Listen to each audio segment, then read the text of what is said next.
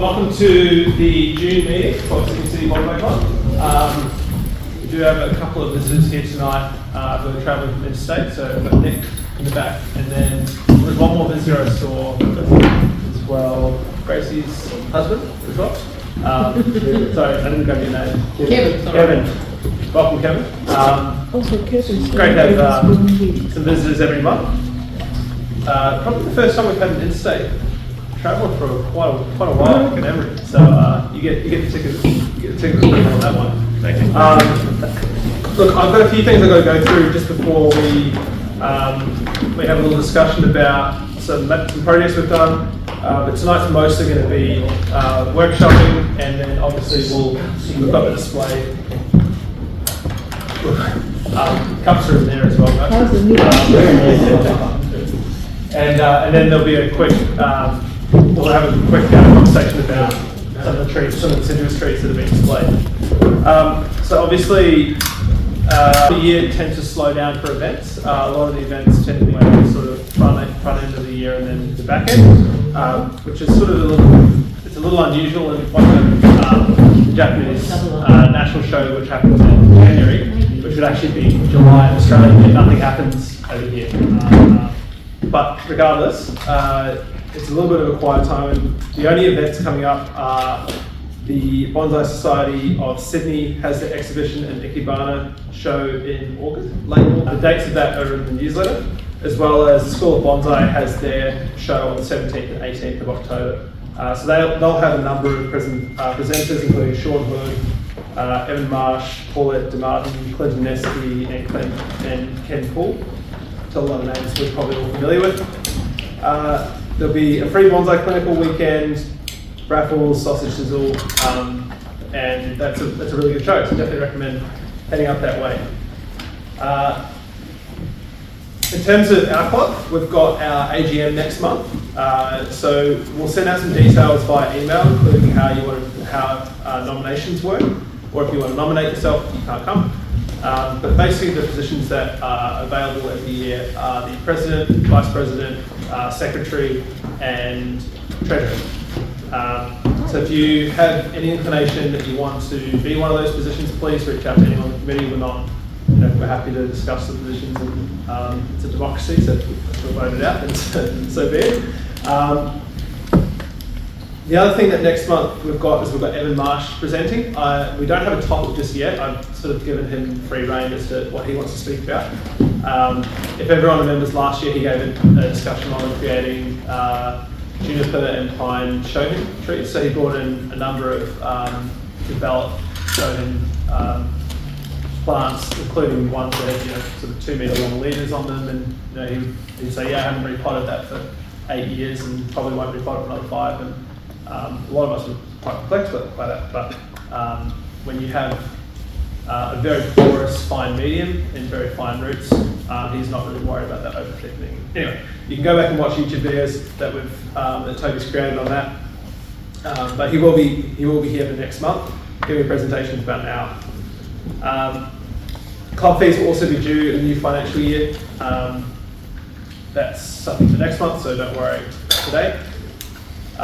If we don't mind, a few members went to Bonsai by the Harbour. Would anyone like to give a quick recap? Simon, Ben?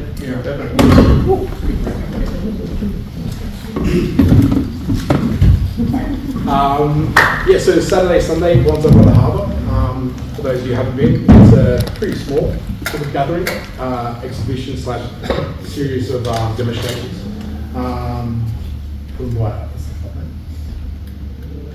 Gary Ubergang, for those of you who know him, he puts it on. It's run out of Gladesville by the water, which is a really nice little small venue. But Saturday, Sunday, weather was amazing. So looking out over the water, about 20 metres off the edge, and had pretty stars-level lineup this year, to be honest, for a little gathering. We had Jared Bailey from Tasmania, Hugh Grant, obviously from Tree Makers, was there as well, and we had Andrew Edge also who was there, and Michael Philip from Newcastle. Michael The guy does the etching. Yes, the artist. Yeah. His name's Kempson. Thank you. Yeah, Michael Kempson. So Saturday was really good. We had 3 demos, almost run succinctly. So you had Jared, Hugh, and Andrew at one stage. Michael Kempson came up, gave us a bit of background about what he does. If you haven't heard of him, definitely worth looking into. He does a lot of native work, but his background is in art and design. And so it's really interesting to see. He's obviously a high-level etcher and illustrator. It's interesting to see his trees versus people who come from a horticultural background. It's quite nice diversity that he puts forward. Jared obviously has a great knowledge. He worked on called water gum, which is quite interesting. Again, he was saying how coming from a cold climate to here, it's just amazing how quickly the trees grow. A lot of the stock that he was working on, it's like 6 years old, but like the trunks are really big, and he's like down there, that would still be the size of your thumb because the cold climate just doesn't grow as much. But he did a really good demo. Obviously, because of the nature of the stock and the level it was at, he wasn't able to do a full demonstration through what looks like a finished tree because of being a water gun. So but he set that up front. So his demonstration was more about setting the tree up for success in the future. So that was the work he did, which I found really good up front, talking through, you know, this is what I'm going to do and why I'm going to do it. Hugh had a more advanced tree, which is really nice, that he worked on. And then Andrew worked through 2 trees, I think, Andrew worked through. But it was a really good day. And then obviously there's vendors' tables that were there, some really nice pots. The Sunday was the workshop days, so 4 hours in the morning, 4 hours in the afternoon, and that was with Jared and Andrew. Did both the workshops. Brian maybe has an opinion if he wants to add. He was over at the workshop as an observer, so maybe got a bit of a different vibe, but both, working with both Jared and Andrew was really beneficial. They're both really approachable. And so working through, they take on the level of where you're at and then what you want to achieve, and also the way that they work is they give you the opinion that they think is best for the tree or the direction that you could see, and they give you multiple options. But they work with you and your skill level to bring your vision to life versus just going, I think we should do this. And you know, sometimes the demos can be a little forced, but they're both really great artists and people to work with. So it was a really good day. Yeah. It wasn't too expensive, was it? I think it was No, so it's like $70 to register for the Saturday, and like I said, there was Michael Kempson presented as well, and there was 4 demos really on the Saturday, which was a lot. And then I think it's $70 per session for the workshops, which is pretty tidy. Those were how long? 9 to 12, 1 to 4. So 4 hours for about $70. You get one-on-one time breaking down within that. The guys both, again, very good at distributing time, working with the individual people within that, making sure it's kind of, everyone gets their individual time. I think that was a criticism of previous years that it wasn't fair at the time. You felt it was? No, it was very, yeah. I mean, I've worked with Jared before. Jared's very fair. I found he goes around, and it doesn't matter what the levels. There's significant levels. It's different. Some of the trees, other people brought were phenomenal. On the Sunday, there was some stuff that you just like. It's probably 3 days worth of wiring. But there was this one junior, and I was just like, what is that? Like, but there, and then other people just bringing in, you know, trees like this is really good. But they're both really good actually. It's really down to earth. So yeah, if you ever want to sort of do something, I do recommend both of them. I've worked with a few different people, but they're very fair, and very knowledgeable in general, but just really down to earth. So yeah, it was really good. And it's not big, so even on the Saturday, Sunday for the workshops, there's only like 8 people max in each workshop. So in 4 hours, you're getting a good half hour of their time. It doesn't seem like much, but when they sort of bounce around, you do a bit of work, they come back. You get a lot done. I worked with 4 trees. Similar to what I think I did the Scott Line last year. Similar, Yeah, probably, similar sort of setup to that. Yeah, cool. That was, yeah, it was a great day. Yeah. Awesome. Thank you. Interesting takeaway from that is working on trees that in a presentation environment aren't going to look finished by the end of it. So water garden, you know, prune up the branches. Don't have a pad. Let's say you just got where the next branch is going to be growing from. Typically, why a lot of shows will have junipers for people to work on, because you can turn it from a nursery stock into something that looks like a traditional bonsai. So I think it should encourage using Australian natives and other species rather than. But again, it all depends on the environment. Sometimes if it's a more public retail crowd, it's good to have that stock to bonsai finish. Alrighty, sorry to put you on the spot, Mike. You went to the Northwest Melbourne show? Yeah. Very randomly, which is Yeah, great. absolutely. Yeah. If anyone saw it in the newsletter, and there's videos online and on Facebook and everything, phenomenal show. Really, really high quality trees. I'd say sort of at the same level as the bonsai open in New South Wales, if not even better than some of those trees. Mike, you want to give, if you don't mind, doing a 30-second rundown? Yeah. 5 minutes. I went down to Melbourne for the weekend and didn't even know it was on.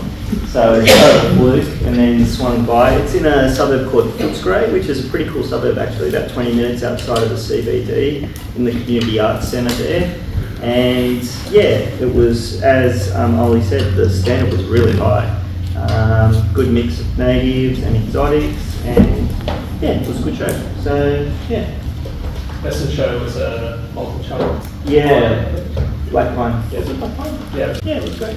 But yeah, no, definitely recommend everyone. I think the guy called Bon, I think his YouTube channel Bonsai Works. I think he does like a walkthrough of the whole show. Really, really high quality. Yeah, Melbourne's got a phenomenal scene for bonsai, and I think that in part stems from a whole range of nurseries and a really good culture. So everything we can do in Sydney to beat those Victorians, let's give it all Queensland. So really quick one. We had a former member Andrew Blue pass end of last year, which I talked about last month. But his wife's indicated that they have a lot of bonsai benches, so like pink tables with meshing on top. Now they're a bit cumbersome to obviously move, but if you're in the market and looking for some, she's basically looking to give them away to anyone.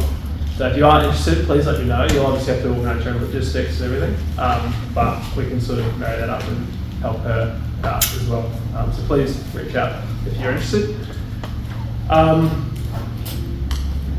Last sort of update from me. We've got a couple more things as a committee that we're going to bring to the club in the next few months, which is sort of tying up some loose ends. But one sort of major item that we're looking at, that's been in the works for a couple of years, or sorry, maybe not in the works, but it's been floated as an idea for a few years now. And we're really trying to push ahead with it now. Is we're actually looking to hold our own show as a club. I know. So at the moment we put a lot of effort, and a lot of members put a lot of effort into the RAS every year. But yeah, there's a whole lot of components that are out of our control. So we're looking to host our own show next year in late June, July, and sort of to allow us to have deciduous trees and conifers looking their best. But a big reason as well that we're having it at that period is that there's sort of a really busy 4 or 5 months, the first part of the year. We don't really want to cross over other clubs or get in the way of AABC, which is in Sydney. But the reason we're sort of letting you know now is, one, start getting your trees ready. But two, if you've got any ideas, like we as a committee, we've basically got an open-ended stick at the moment that we can create what, as a club, we want, and obviously we'll make decisions on behalf of everyone. But we want it to be a reflection of you and what the club members want. So if you do have any sort of sticklers or things you want different compared to other clubs, or absolute do nots that other clubs do, please let us know, because we want to encourage people to display, and we want to elevate the quality of display, and in 20 years time we'll hopefully be the Bonsai Northwest Bonsai Melbourne Northwest of Sydney. But that takes time. We've got to start now, and we've got to start projects like this, and please let us know, because as a committee we're very, very open to people's opinions. But that's exciting, yeah. That's enough waffling about events and everything, unless anyone has any important. No, perfect. All right, so this won't be a big exercise. Sorry, excuse me, Ollie, you forgot to mention the wormweed. Wormweed, sorry. Right. So Gracie has very kindly brought along some wormweed tonight, which I think is looking very bare right now. A lot of it's still in the car. Oh, okay, perfect. Basically, Some's gone, really. if anyone wants some wormweed, then they're at the bottles on the sale table, and they are they're free. Or in the boot of the car. The boot of the car. They are free, but if anyone wants to donate something to the club, Yeah. feel free, a gold coin or whatever. Yeah, gold coin, whatever. But please just limit to one per person. We don't need anyone carrying a big backpack. I have to tell you, Ollie, that I got some last year and it tastes terrible.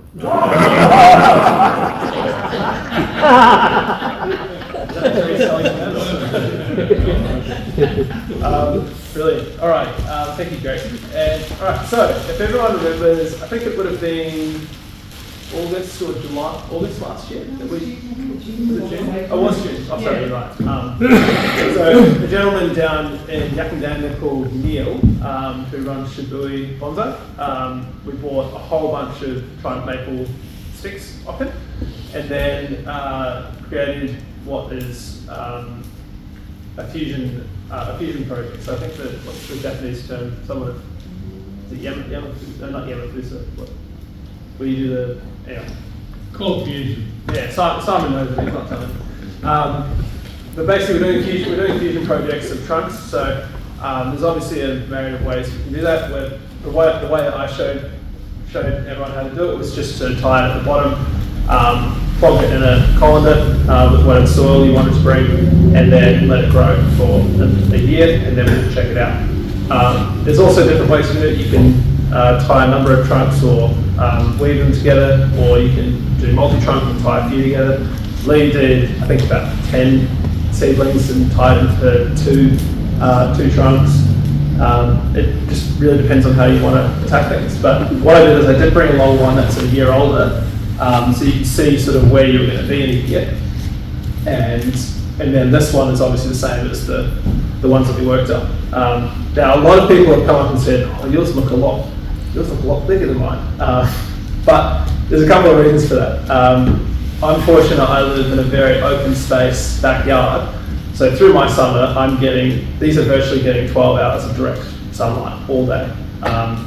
So my watering system isn't because of the heat down in the highlands, it's just getting so much sun, and it's photosynthesizing so much, it's just pulling up a huge amount of water, especially in these colonies. So I'm really fortunate, I get a lot of growth because of that, but at the same time, I'm basically keeping fertilizer bags on these for the whole growing season until sort of mid-August when it starts going orange and they're not really doing anything more, and the dogs start eating them. So if you can get more sun in your backyard, you're going to get better growth. You're going to generally get healthier trees as well. You're going to have less pest problems. The conifers especially, the more sun, wind, water you can get going through the foliage, the healthier they'll be. The other item is that you'll notice a few of them have got a little bit of wind or sunburn. That's just a nature thing in Sydney with maples. It's very challenging to avoid this. I have seen one gentleman down at Illawarra who's got a very large Japanese maple that he manages to keep the sunburn off, but he has shade structures and you have to be quite smart. I'm not sure, there probably isn't many maples up where you are. Not Japanese maples and tribal maples too, but yeah, we get the same type of issue there. Yeah. So it's not something to be worried about. Something that is to be worried about is that if all the leaves go orange in the middle of summer and fall, then you may have underwatered, or it's just completely run out of juice, but usually it's underwatering. Another thing that I noticed is that these two here, this is not picking out on anyone, generally have a bit more of an organic soil medium. So the thing that we want to get into the roots of our trees, and that's the reason we use these colanders, is that balance of air and water. Now, with that, you are going to have a lot of drying out, and you're going to have to water more regularly, so it doesn't work for everyone. If you can't have a watering system or you can't be there to water it, it makes a lot more sense to be in organic mediums. But it does show that if you give that air to a tree, you can also get a lot more growth. All right, so if everyone remembers as well, if you want to know the next steps of where they're going to go, Beyond Your Home has a full guide on this on YouTube, completely where I ripped all the information from. But it'll give you sort of that hope and inspiration. And he often talks about how his one's taken 20 years to get to the point where he wants. But again, that comes back to what your goals are. If you have in mind that your fusion is going to be a bonsai this big, maybe you're going to get to a refined stage in 10 years. But if you want a really large tree with really wide nabari, maybe that will take 20 years, and you have to be conscious of what your eventual goal is, because then you can make decisions now for whatever that is. But the other thing as well is this one here. I took halfway through the season. I took the wire with the rubber around it off, because I felt like it was just starting to bite into the trunks, and they were holding pretty solidly together. So these are starting to fuse together naturally now. I have to be a little bit careful when I break out the roots and when I repot them, that I don't sort of grab one and rip a trunk out. But I think these are pretty secure, and I imagine it'll be the same under the soil here. So yeah, that's where we're at right now. You can tell I'm in a cooler climate because mine have got their leaves and they're orange. Next steps from now is repotting. So when we start seeing these buds swelling, for me, it will usually be late July, early August. It might be, for Chris, for example, it might be middle of February. It might be middle of July. It might be a very short dormancy. And then at that point, typically the roots are starting to activate. You might see some white tips on the end of them. We can be quite aggressive with trident maples. You can basically take them back to no roots at all.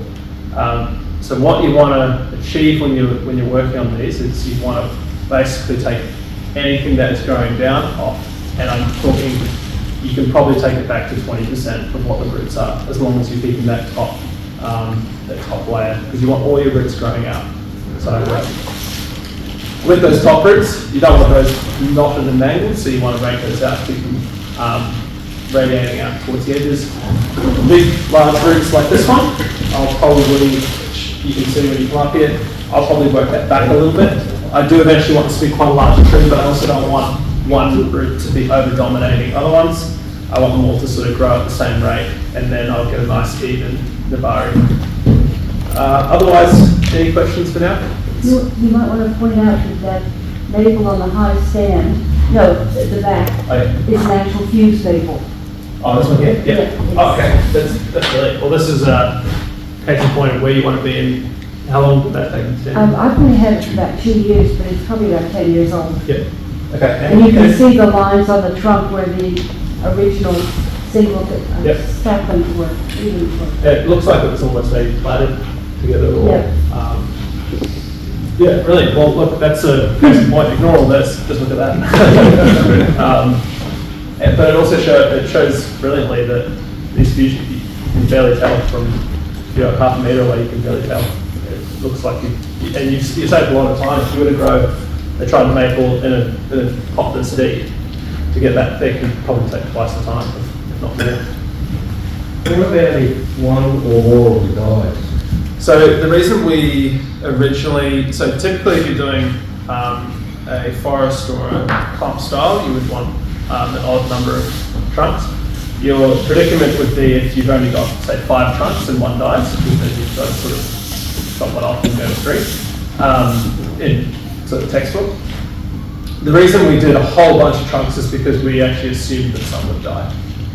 They didn't get suffocated, or they weren't strong enough, their roots would get damaged, whatever. It doesn't look like... Why can't you just get another small tree and just wedge it against the existing 4? Yeah. Tie it in, and then you've got 5. Yeah, no, absolutely. It depends on what dies and what space works. But absolutely, you could add more. But what I'm sort of getting at, I suppose, in your tree, Lee, one of those coming in there, do you know? On this one. No, those at the back. Okay.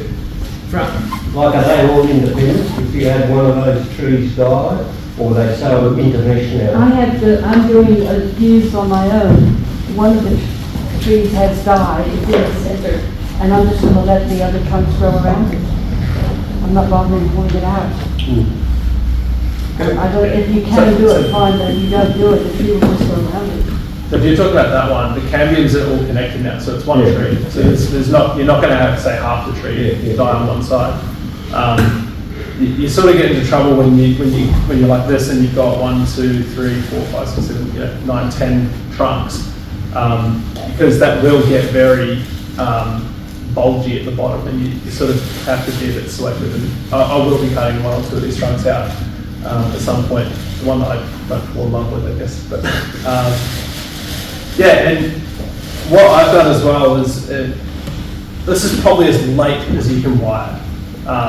I actually, cracked and almost snapped it off the top here, and I'm using decently thick aluminium wire here, and it basically doesn't move. So one advantage of being a little bit behind in growth is that you probably can have a much better time wiring this sort of thing. So I definitely recommend that now. You're not going to get extension growth for the next month or 2, and at least you give it some time to sort of settle into the wire. And you typically will take it off after the first flush has extended and hardened. You need to be a little bit careful because they can harden up very quickly in Sydney. So I typically will wait until that first flush pushes out, looks like it's a normal size leaf, and then I'll cut my wire, because then I'm not going to worry about any biting in, which will typically scar pretty harshly. This was not wire bite, it was just the wire slipping when I was wiring it. So also be careful of that. You're not wiring it like it's a pine, where you will tear the very thin bark. Otherwise, these will be up here for anyone to look at. There's tea, coffee, I think. Right? Tea, coffee. Yeah. The kitchen's working now, which I don't know if anyone noticed last week. It was completely out of water. And then, actually, should we go through? Sorry, giving folks some time. We might just quickly go through the trees that have been displayed as well, because there's some really normal trees for a climate that doesn't typically suit deciduous. Maybe we'll go to the right. James, is this your? Yeah, it was expensive to purchase a tree when I was starting. About 14 years ago, I bought it from there was a deceased state residential type that Illawarra. So his daughter was selling his tree. It was my first expensive tree, so didn't know much about it. Yeah, and still got it. Pot? Don't know. Just a commercial pot. Yeah. It's a nice tree. It's no vigorous. They're notorious for burn. The leaves burn so easily, worse than trying to make it. Did you get much dieback on islands? No, actually I had a lot of growth. They've got a fabulous leaf that comes out light green and then darkens around the periphery and then gradually changes colour. Yeah, they're beautiful. The leaves when they come, they do they got burgundy around them. They're green and burgundy. As they grow, they disappear. You don't see many islands around. I saw someone was trying to sell one on Marketplace and he wanted to pick up the price. Like James has said, they'll burn. You keep on the trade cloth, or you just deal. It's going to burn. Yeah. Cool. Thanks, Jay. Next one, swamp cypress. I'm assuming. Is that? It's a Montezuma of gold cypress. Oh, it's a Montezuma. Okay. Yeah, it's a dry version. A dry version. Yeah, the swampies go in Florida, these go more New Mexico, okay. that area. So you don't get them like in a tray of water or anything like bloody counts? No, not that one, no. Yeah, okay. Look, I'm trying to style it in a formal upright style. It's one of those trees when you take the wire off the branches start to raise up. So you rewire it again and You use tie downs rather than full on? no, normally I just wire each branch individually, but I only took the wire off about a week ago. All the branches raised themselves. Yeah. But I've had it for about 5 years. I I just like it. It's in a canopy pot. Yeah.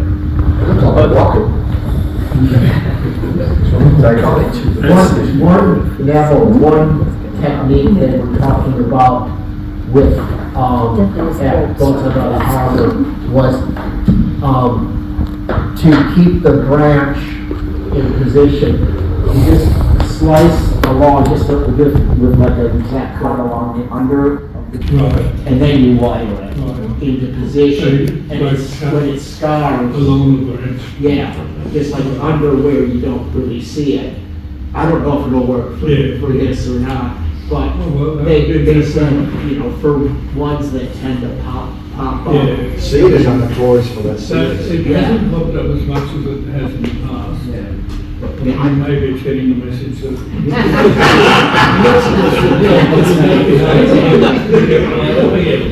Try down more.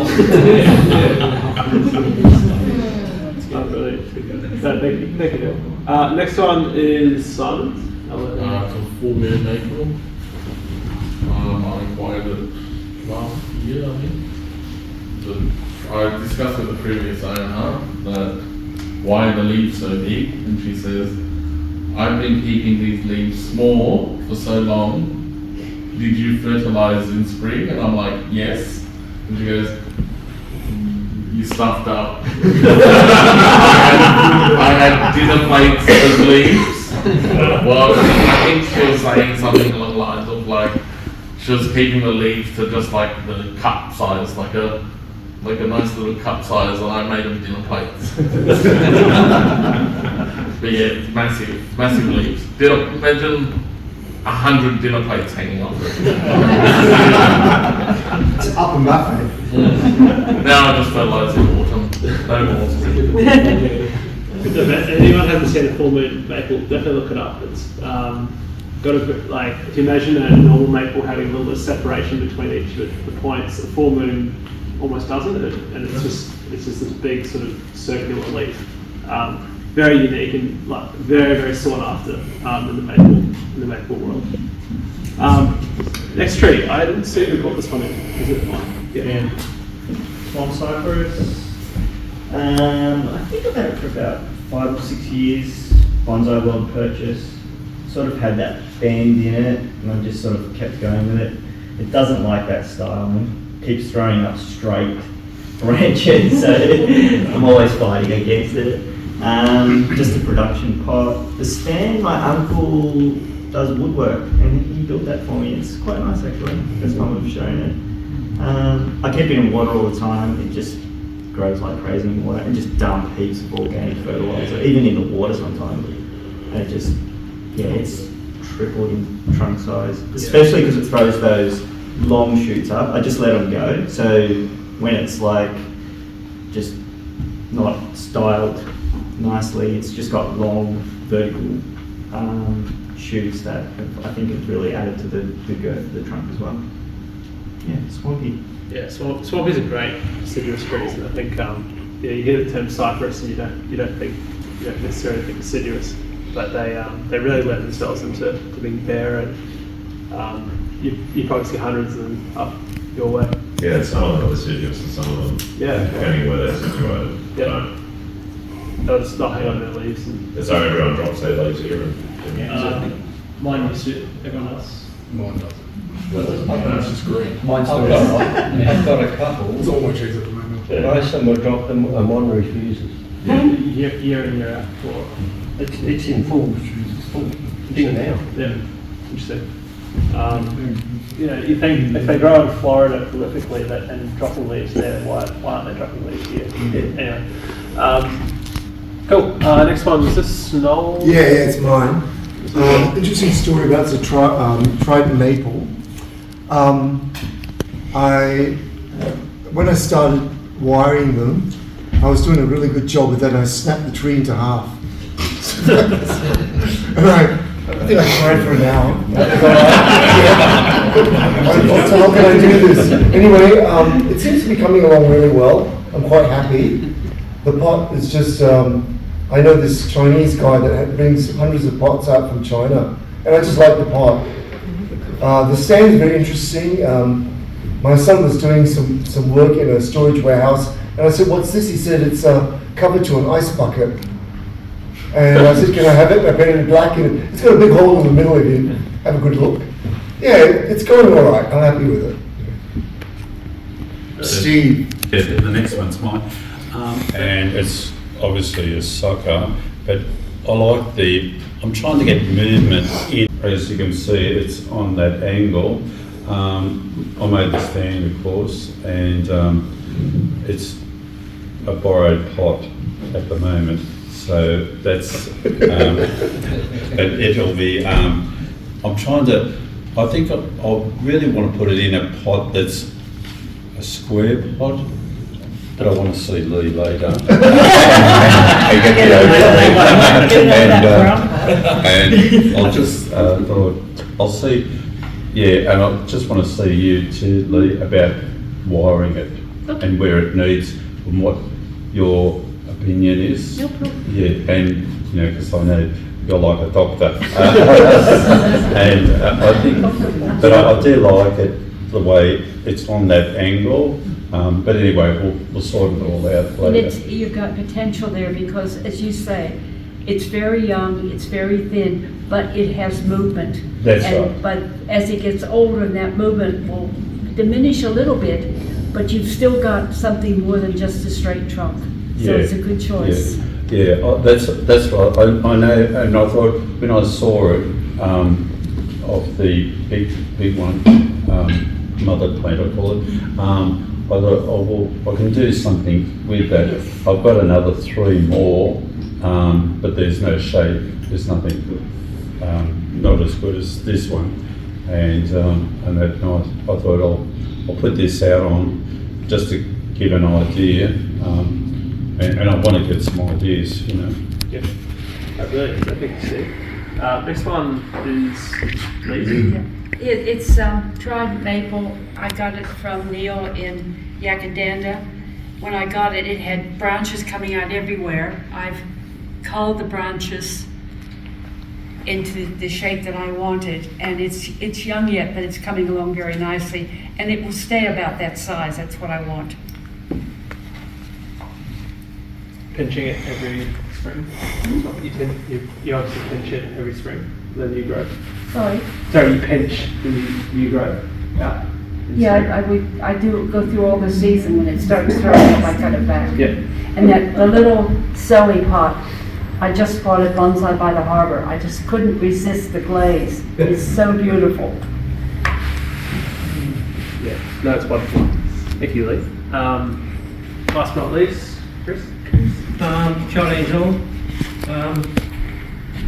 I think it came from Sue Brennan, who gave me a whole pile of seeds and told me I had to grow them. And grown both of them exactly the same way. The trunks refuse to do anything other than what they've done. The Nabaris look the same. They're in the same size pot. The branches go slightly different angles, but they're the same tree. That was all the excess stuff was cut off probably an hour ago in the dark, so I couldn't see what I was doing. So there's probably room for improvement there. The pot's just a commercial pot. The stand is $12.95 from IKEA, and it belongs to Ty, and I bought it back for him. He's not here. I borrowed it from him. No, I think one thing that's really cool about, for me anyways, I really like those glazed dark blue pots, and I think the green moss really allows a lot of contrast between the bark and when I was over at the National Show in Japan, there were a lot of those dark blue glazed pots, obviously with little subtle differences, but definitely an underutilized glaze, I think, in Australia. Righty, that's pretty much it from me and all the displays. We do have a lucky door prize, so please make sure you sign the guest book. There's going to be a pot over there that'll be given away to one lucky person. There's a few things up for sale, and then the wormweed as well. And otherwise, work on your trees, talk to people about their displays, and then come have a look at these photos as well. Otherwise, thanks for coming, and yeah, please make sure you're here next month for the AGM and Evan's presentation. Sorry. Bring your money. Yeah, bring your money. Yeah.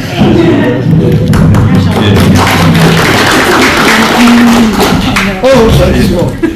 No problem.